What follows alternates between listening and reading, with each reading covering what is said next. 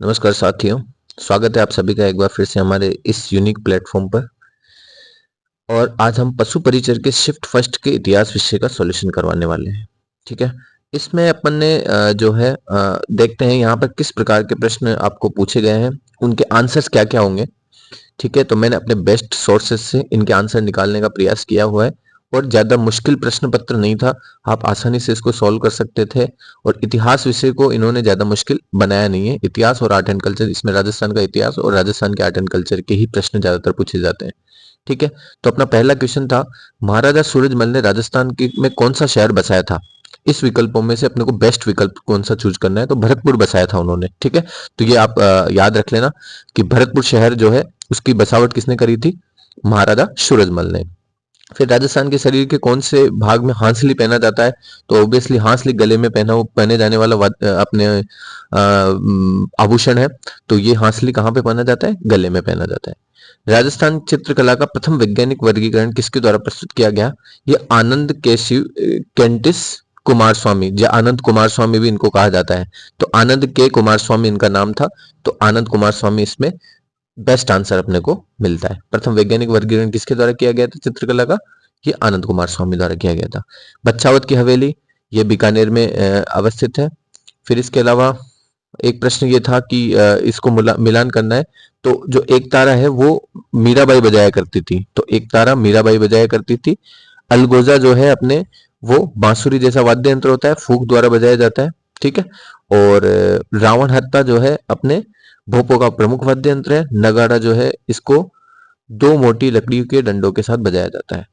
फिर राजस्थान में कौन सा सूफी संत नहीं था, या फिर इनमें से कौन सा सूफी संत नहीं है, अमीर खुसरो, बाबा फरीद, ख्वाजा मोइनुद्दीन चिश्ती और दादू दयाल। तो इन चारों में से ये तीनों जो है ऊपरी, वो सूफी परंपरा से आते हैं, जबकि दादू दयाल भक्ति परंपरा से आते हैं। तो भक्ति आंदोलन से संबंधित थे दादू दयाल जी। ठीक है, फिर आता है संतों के जीवन इतिहास जो कविता के रूप में राजस्थान में उपलब्ध है, किस नाम से जाना जाता है, इसको बोलते हैं पर्ची या पारची बोलते हैं। ठीक है, तो ये भी याद रख लेना। घग्गर नदी के तट पर स्थित प्राचीनतम किला कौन सा है, ये भटनेर का दुर्ग है, अपने हनुमानगढ़ में स्थित है। ये घग्गर नदी के तट पर स्थित प्राचीनतम किला है, 200 बीसी के आसपास का ये किला की बसावट मानी जाती है। ठीक है, तो ये पुराना किला है, काफी पुराना है। ब्रह्मा मंदिर राजस्थान के किस क्षेत्र में से संबंधित है, ये पुष्कर क्षेत्र से संबंधित है। ठीक है, बहादुरी और आत्मसम्मान बलिदान के प्रतीक के रूप में राजस्थान के किस शासक को याद किया जाता है। ठीक है, यहाँ पे राणा सांगा और अमर सिंह जी में कंफ्यूज हुआ जा सकता था, तो अमर सिंह राठौर इसका अंतिम आंसर होगा, क्योंकि आत्मसम्मान और बलिदान का यहाँ पर नाम दिया गया है। तो हालांकि बहादुरी में राणा सांगा भी प्रथम थे, बलिदान में भी प्रथम थे, लेकिन आत्मसम्मान की अगर कहीं बात आती है तो अमर सिंह राठौर से बड़ा नाम अपने को राजस्थान में कम ही मिलता है, इसीलिए इनको कटार का धनी भी कहा जाता था। ठीक है, और शब्द छह किस पर गुजराती प्रभाव दिखाता है। अब देखिए इसमें क्या है, ये बहुत कंफ्यूजिंग वाला क्वेश्चन है। छह शब्द ज्यादातर ढूंढाड़ी में आता है, लेकिन गुजराती प्रभाव इस पर है, इस पर काफी आलोचना हुई है कि छह शब्द पे गुजराती प्रभाव है। अब ढूंढाड़ क्षेत्र कहाँ पड़ रहा है, गुजरात कहाँ पड़ रहा है। ठीक है, तो इस क्षेत्र पर जो है इसका प्रभाव इस तरीके से वस्तुतः स्पष्ट नहीं होता है, लेकिन भीली और वागड़ी में भी इसमें कंफ्यूजन होता है। तो वागड़ी में अगर कोई छह शब्द है, वागड़ी वाला यहाँ पर कोई है तो कमेंट सेक्शन में लिख के बताएं कि वागड़ी में अगर छह शब्द है। भीली में भी मुझे कोई दिखा नहीं। वागड़ी में अगर कोई छह शब्द है तो उस पर गुजराती प्रभाव किस तरीके से है, तो ये उस पर डिस्कशन किया जा सकता है। तो भविष्य में जो भी आंसर की में आएगा आंसर, उसको अपन 100% ट्रू मानेंगे। ठीक है, बाकी छह शब्द में अभी तक के लिए आप ढूंढाड़ी मान के चलो इसका आंसर। ठीक है, राजस्थान के आदिवासी समाज का सबसे बड़ा मेला कौन सा है, वो वेणेश्वर धाम मेला है, बिल्कुल इसमें कोई दो राय नहीं है। भावगढ़ बंदिया गांव में कौन सा मेला लगता है अपना, तो भावगढ़ बंदिया गांव जो अपना खलकानी माता गधर्व मेला, लूणियावास जो है ना, वो भावगढ़ बंदिया गांव ही है बेसिकली, है ना। तो लूणियावास में जो गधर्व मेला लगता है वो श्री खलकानी माता गधर्व मेला कहलाता है। तो इसमें आंसर आएगा श्री खलकानी माता गधर्व मेला। फिर इसके बाद बावड़ियों का शहर या सिटी ऑफ स्टेप वेल्स किसको कहा जाता है, ये बूंदी शहर को कहा जाता है। ये काफी बार डिस्कशन किया हुआ है। फिर सागरमल गोपा जो है कहाँ से संबंधित थे, अपने जैसलमेर से संबंधित थे, राजस्थान के प्रमुख क्रांतिकारी थे। वर्तमान राजस्थान के एकीकरण के पहले चरण में किन राज्यों को शामिल किया गया था, तो पहले चरण में हमने देखा है मत्स्य संघ बनेगा, अलवर, भरतपुर, धौलपुर, करौली को शामिल किया जाएगा। फिर एक क्वेश्चन था कि किसने 1944 से 1956 के बीच बीकानेर के रेगिस्तानी गांवों में 300 लगभग 300 के आसपास स्कूल खोले थे, तो वे थे स्वामी केशवानंद। तो वेरी इंपॉर्टेंट प्रश्न यहाँ से बन सकता है भविष्य में भी, तो ये स्वामी केशवानंद इसका सही आंसर होगा।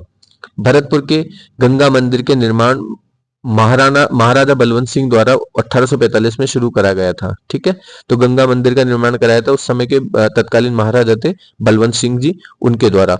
ठीक है, तो ये कितने सालों तक चलेगा? तो 1845 से शुरू होगा तो 90 सालों तक चलेगा। ठीक है, तो वेरी इंपॉर्टेंट है, याद रख लेना इसको, 90 वर्ष तक। ये ऐसे सुषुप्त या छुपे हुए प्रश्न है जो पहले इतिहास में कभी भी नहीं पूछे गए थे, अब ये निकल निकल के आ रहे हैं ये सारे प्रश्न। ठीक है, फिर राजस्थान में विवाह के अवसर पर पुरुष किस प्रकार की पगड़ी पहनते हैं? तो मोथड़ा कहा जाता है उस पगड़ी को, या मोथड़ा या मोथड़ा, है ना। तो ये इस पगड़ी को, विवाह के अवसर पर पहने जाने वाली पगड़ी कौन सी? मोथड़ा। फिर एक क्वेश्चन था कि वह काव्य कृति जो किसी राजवंश या व्यक्ति की महान उपलब्धियों का वर्णन करती है वो क्या कहलाती है? तो उसको अपन कहते हैं रासो साहित्य। ठीक है, तो वेरी इंपॉर्टेंट है, रासो साहित्य किसी राजवंश या व्यक्ति की महान उपलब्धियों का वर्णन करती है। तो ये वेरी इंपॉर्टेंट प्रश्न भविष्य में भी पूछा जाएगा ये। ठीक है, बहुत सारे साहित्यिक कृतियां हैं, पृथ्वीराज रासो से लेके बिसल देव रासो से लेके, तो बहुत सारी कृतियां हैं ऐसी, है ना, जो रासो साहित्य कहलाती है। फिर एक तार वाला संगीत वाद्य यंत्र जो विभिन्न प्रकार की धुनें और राग उत्पन्न कर सकता है, क्या कहलाता है? तो वो कहलाता है एक तारा। एक तार का है तो एक तारा। ठीक है, तो एक तारा। अभी एक प्रश्न और आया था मीराबाई से संबंधित, वो भी एक तारा से ही था, और ये एक तार का संगीत जो वाद्य यंत्र है वो इसमें भी एक तारा आंसर आएगा। ठीक है, फिर पर्यावरण संरक्षण के लिए खेजड़ी जो आंदोलन है वो भारत के किस राज्य से संबंधित है? ऑब्वियसली राजस्थान से संबंधित है, और राजस्थान में जो है अपना जोधपुर राज्य से संबंधित था। ठीक है, अमृता देवी बिश्नोई का आपने नाम सुना है। ठीक है, तो ये सब चीजें आप याद रख लेना। फिर राजस्थान की कौन सी नदी वैदिक और पुराण काल से संबंधित है? तो वैदिक और पुराण काल से संबंधित कौन सी नदी है? आपको पता है सरस्वती नदी है, इसमें कोई दो राय नहीं है। कौन सा नृत्य बैठी हुई मुद्रा में किया जाता है? बैठी हुई मुद्रा में किया जाने वाला एकमात्र नृत्य राजस्थान का तेहरा ताली नृत्य। ठीक है, तो बैठी हुई मुद्रा में महिलाओं द्वारा किया जाता है, और 13 ताली यानी 13 जो मंजीरे हैं वो बांधकर जो है ये नृत्य किया जाता है। फिर होली पर पुरुषों द्वारा कौन से गीत गाए जाते हैं? तो वो रसिया गाए जाते हैं, है ना, रसिया फाग, ये होली पर गाए जाने वाले गीत हैं पुरुषों द्वारा। ठीक है, फिर केला देवी मंदिर में कौन सा नृत्य किया जाता है? ये लांगुड़िया नृत्य किया जाता है, फेमस नृत्य है अपना। तो आप इनको जो है इन क्वेश्चंस जो है आपके एग्जाम में बार बार पूछे जाते हैं, इनको आप कंठस्थ कर लीजिए। और इसमें अगर किसी प्रकार ये पीडीएफ मैं अपने टेलीग्राम चैनल पर शेयर करने वाला हूं, तो आप टेलीग्राम चैनल भी ज्वाइन कर सकते हैं। यूनिक ज्ञान नाम से आपको टेलीग्राम चैनल मिल जाएगा, और मैं मेरे यूट्यूब आपके डिस्क्रिप्शन में भी आप इस चीज को देख सकते हैं, वहां पर भी मैं आपको लिंक डाल दूंगा। ठीक है, तो आज का यही पेपर था हमारा। आप जो है हमारे साथ जुड़े रहिए, विभिन्न पेपरों का सोल्यूशन आपको यहाँ पर इंस्टेंट मिल जाएगा। ठीक है, भविष्य में। ठीक है, तो आप जुड़े रहिए साहब।